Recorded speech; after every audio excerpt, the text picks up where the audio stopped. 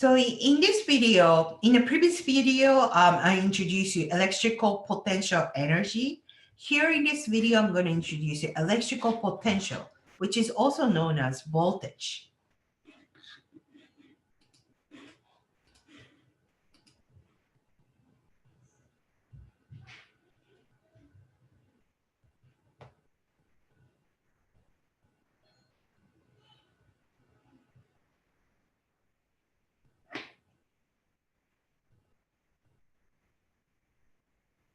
Electrical potential, voltage. Electrical potential. I use letter V. And V, electrical potential, is equals to, let me see. V, electrical potential is equals to electrical potential energy. So this is the electrical potential energy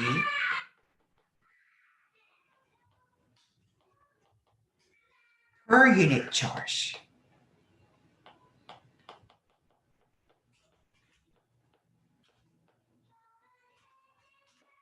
So here, V, that's in volt. Electrical potential is equals to UEL, the electrical potential energy, divided by the little charge, Q. So that's joule per coulomb.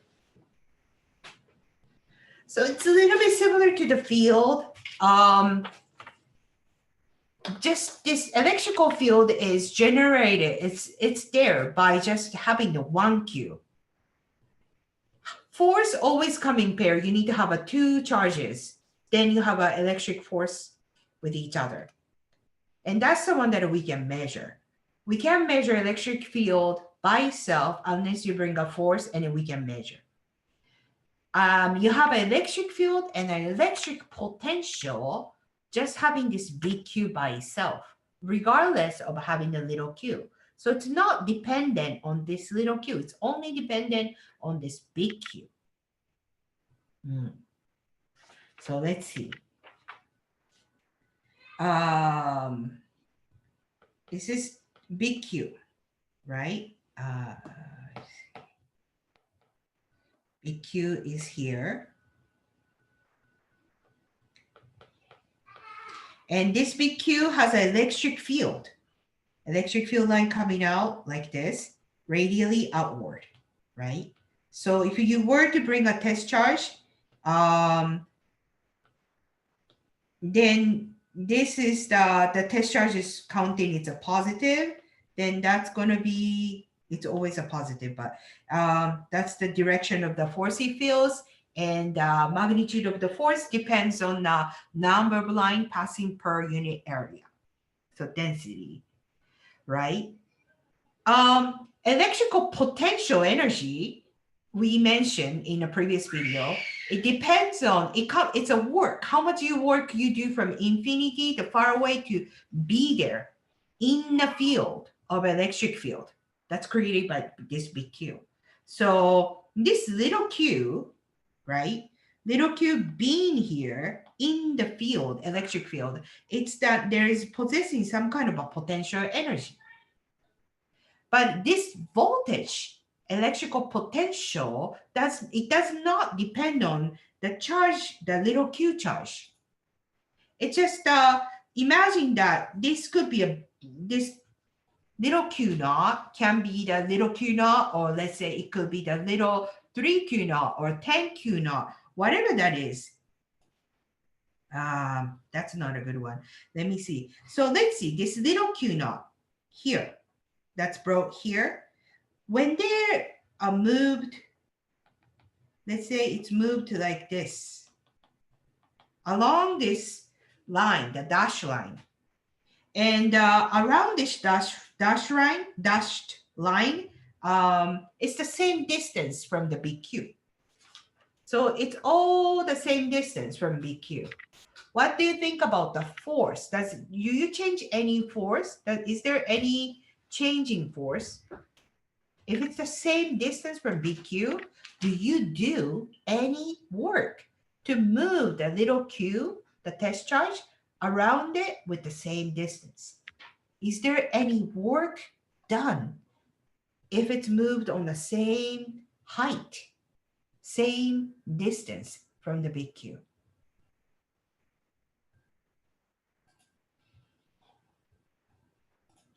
Think about it, the gravitational force.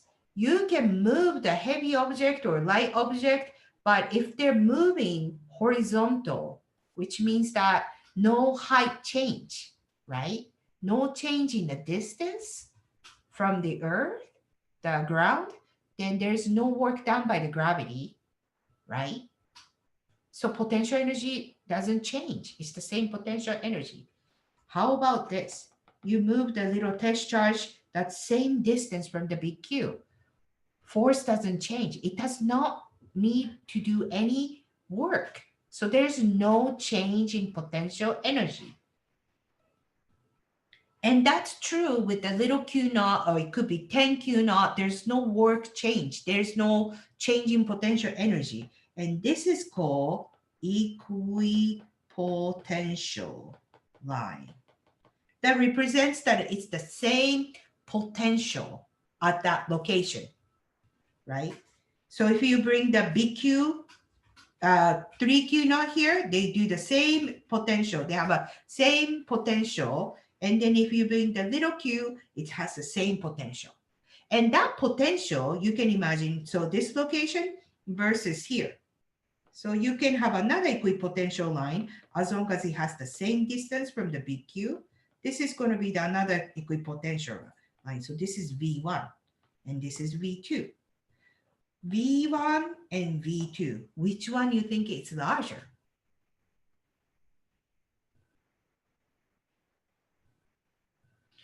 V1 is going to be the bigger potential because it's closer to big Q. V2 is away from the big Q, right? So there's not as much force. You do not have as much potential energy. Again, equipotential line represents the same potential along the line. And that's true with if I were to bring the Q to Q naught, right? It does not depend on it. It's almost like this is like a topological map that you see on the map. So let's say this is going to be the side view. I'm going to draw a side view of the map, like mount. So there's the big Q is here. This is the top of the mountain.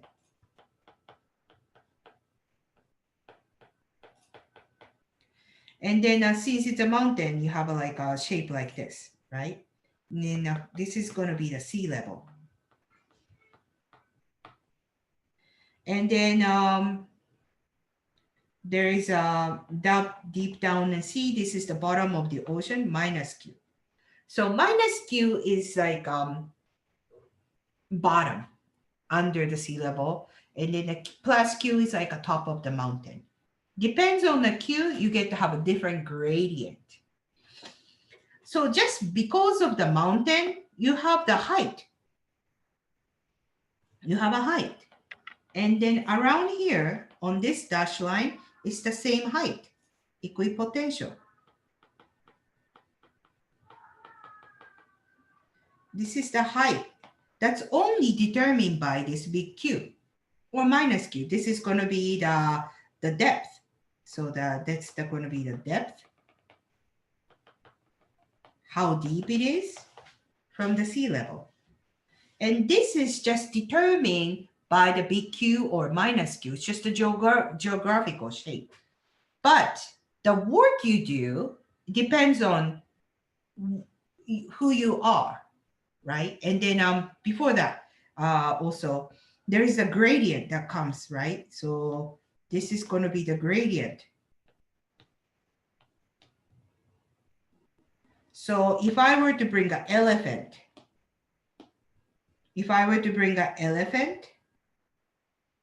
or ant, they do different work. So of course, elephant contains more gravitational potential energy at the same location compared to the ant. But the height difference or the gradient is determined by the mountain they are at. So the height difference is more like a voltage.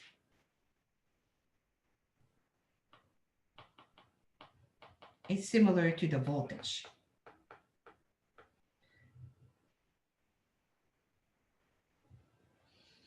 So height is already there, determined by big Q. And then these blue line is the electric field lines. So once you bring this elephant or big Q, it's going to have a force on this direction. And then this is going to be the force on this direction. If you bring a elephant here, it wants to roll down towards it. So this is going to be the direction of electric field lines or the force determined on this. And the work you do or potential energy or the work you do depends on the size, right? The mass inertia. Bigger the inertia, you do more work. The smaller inertia, you do the less work. But the height difference is the same. That's determined by minus Q. So the electrical potential energy depends on what kind of so if it's a big charge or a small charge, it matters. But electrical potential, which is similar to the height, it doesn't depend on the big mass, big charge or small charge. It's just determined by this big charge. Does that make sense? So the field line, electric field line determines by this, and electrical potential is also determined by this big Q. Potential energy depends on not just this, but also this. Who is climbing on what mountain? That's the potential energy. But electrical potential is just determined by what mountain.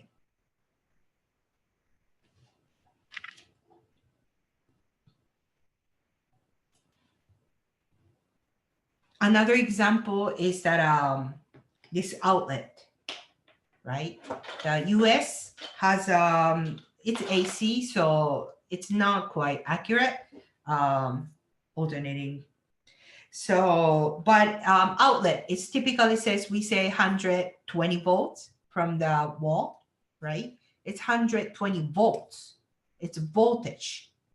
But work you do depends on what electrical device you're connecting to. So work you do, so this is no matter what, it's 120 volts, that's ensured, right? But you connect with hair dryer, you do more work compared to the iPhone, right?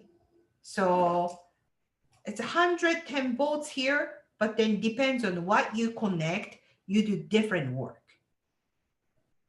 Potential energy and potential. So there's a difference in that. Hair dryer, oven might do, microwave might do bigger work, right?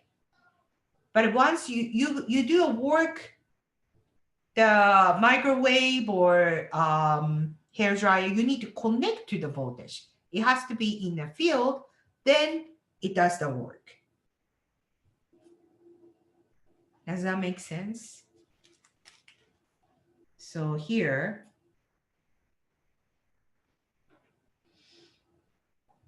is the example that we did earlier. So big Q is here, right? And then this is the little Q naught. This could be the 2Q naught. This could be 3Q naught. They're all at the same distance. So they're in the same equipotential line, right? Same distance. Same distance, D.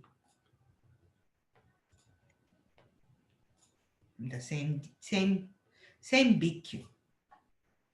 Then we say electrical potential energy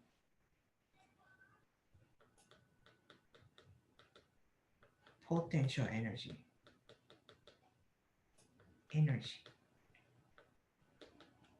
And electrical potential, voltage.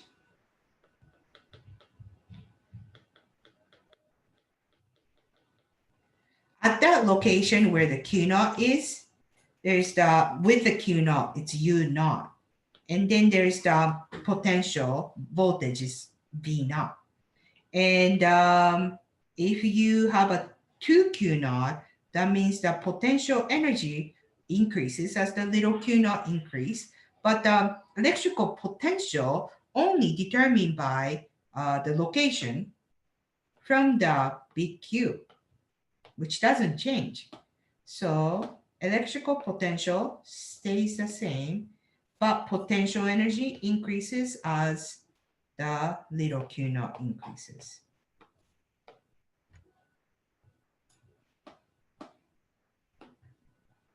Location. All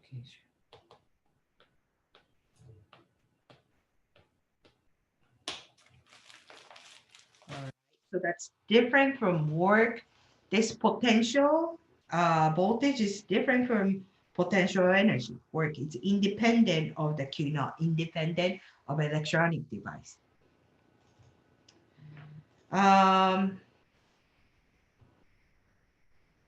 Let's see. Inflated balloon. I use my son to for electrostatic force. Remember in a demo? So you rub against your hair, the balloon can be charged, which means it acts like there's a source of it becomes charged particle, charged, right? This balloon is, let's say, negatively charged after rubbing.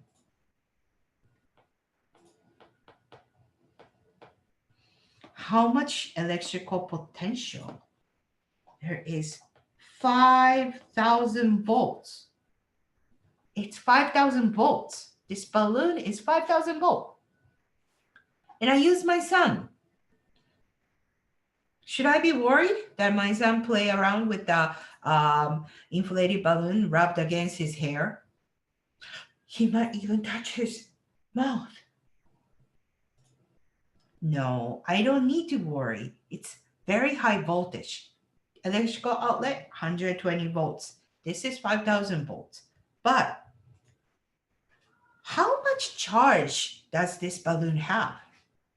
Remember, 1 coulomb is a lot of charge. How many electrons did we need to make a 1 coulomb? That's a lot of charge. Maybe this balloon may have a 1 microcoulomb, right? So that's 10 to the minus 6 coulomb. That's still a lot, but 10 to the, let's say it has a 1 microcoulomb, 10 to the minus 6 coulomb. Then the capacitance, consider the capacitance of this balloon and things, that the work it can do, because the charge is so low, that work it does is like 0.01 joule. No work done. So you touch it, no work done. Well, I shouldn't say no work done. It's very, very, very small work done, can be done, because the charge is very small, right? The potential, so let me see. Another example is, so voltage, potential is like a height difference, like I keep saying, right? It's like a height difference. So, and then the work you do depends on the amount of charge. Imagine that difference between the raindrops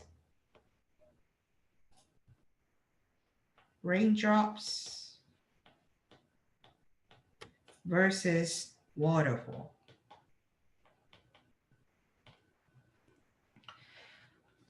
Raindrops comes down from all the way from the sky. Very, very, it travels like around 3,000 feet.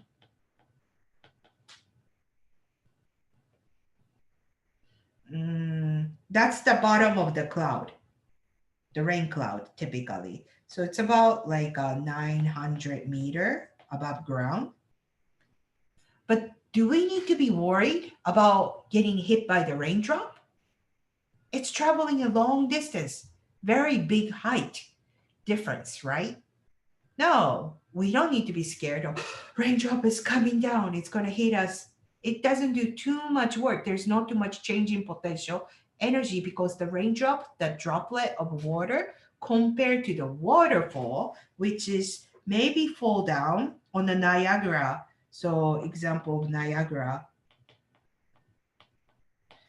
Fall, it has the vertical drop down about 51 meter. So much less change in height, right? 167 feet of a drop. So the drop of a waterfall is so much less compared to the raindrops that falls. But this is more dangerous. More work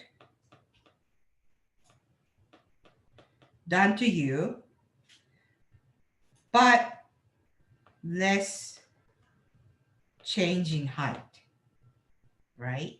So waterfall, you don't have too much. You need to be worried to be under the waterfall, like a Niagara waterfall, because so much charge. So the work is work and a change in potential energy. It depends on how much charge is actually doing the work, but the height difference is created by the geography, just the the shape of that thing. So that depends on this big cube.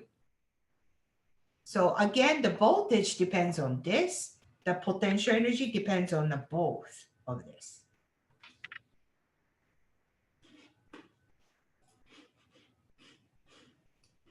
Lastly, I want you to see about the Van de Graaff generator.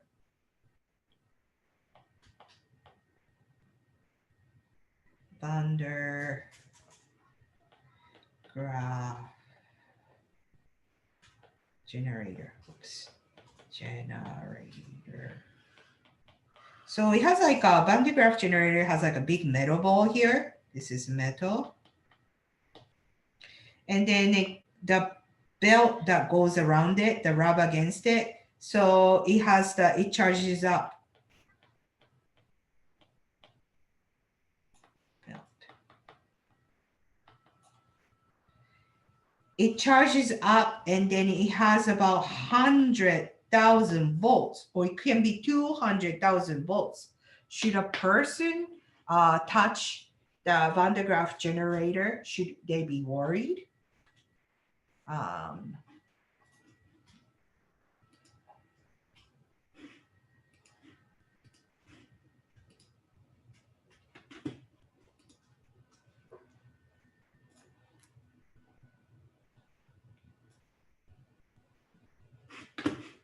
right. If a person were to touch it. It's no baloney. Just science. Now, what'll happen if a person were to touch it? Or maybe a better question is, should a person touch it? Well, maybe yes, maybe no. Do you guys know what voltage is? What does voltage measure? It's actually a measurement of energy per charge. Do you know how many volts are in a flashlight battery? One of those D cells? 1.5. Very good. How many volts in a 9-volt battery? 9. Yeah, that's why they call it a 9-volt battery. How many volts come out of the wall? 120. About 120. How many volts on that? When that thing's running well, that's about 200,000. Okay, so think about this for a second. Can you safely touch a flashlight battery? Yeah. Can you safely touch a 9-volt battery? Yeah. Can you safely stick your finger in the outlet? No. So if you can't touch 120 volts, should a person touch 200,000? Yes. Probably not, but you want to see it anyway? Yes. That's what I was afraid of. So first, before we do this,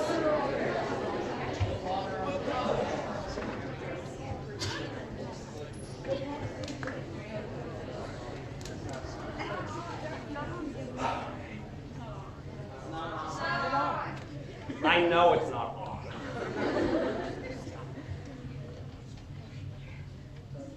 But there is something I am on that I don't want to be. The ground. What's this? Stool. Stool made from? Plastic. Which is an? I'm going to get on the stool. Not because I'm short, but because I want to get away from the ground. Or if I'm down here, the only insulation I have is whatever's in my shoe. Not that much. If I'm up here, I've got my shoe, and I have 9 inches of plastic? Something like that. Hopefully, it's enough insulation the electrons won't flow through me and into the ground. They'll just gather on me. If they just gather on me, what should happen? What hair I have left should stand up. Yes. 3, 2, 1. Ah! Got it! Doesn't hurt. Anything happening? I'm hoping hair is doing something. But at any rate, I'm not dead, which is a good start. Right? Now, how many volts are on my left hand? How much is a bunch? About 200,000. What'll happen if I touch the dome with my right hand at the same time?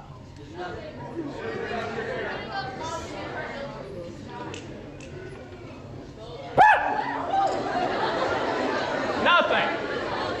Why does nothing happen? How many volts on my left hand? 200,000. How many volts on my right hand? 200,000. What's the difference? There's no difference. Electricity flows from high voltage down to low voltage. If it's the same voltage, it doesn't move around. It's like having a bathtub full of water. If all the water is at one level, the water stays put. Have you ever seen birds land on the power lines? They don't get killed. Same reason. Both their feet are at one voltage. They might get a little bit puffy, but they don't get killed. Now, what would happen if instead of this dome, I touched the grounding dome with my right hand? How many volts would be in my left hand? 200,000. How many volts would be in my right hand? Ground is 0. Defined as 0. What's the difference? 200,000, that's like a waterfall. Okay, the electrons will flow from a high voltage down to a low voltage. In fact, if you listen carefully when I point at the dome, what's that sound? Yeah, those are electrons flying off my finger. You'll notice, watch my hair when I point. Why does my hair go down? Yeah, if the electrons are flying off my finger, they're not on my head to make my hair stand up. And you'll notice it also doesn't do it when I make a fist, but it does when I point. It turns out charges jump off of points easier than they jump off of rounded things. That's why these things are round, is to gather the charge. You know what a lightning rod is?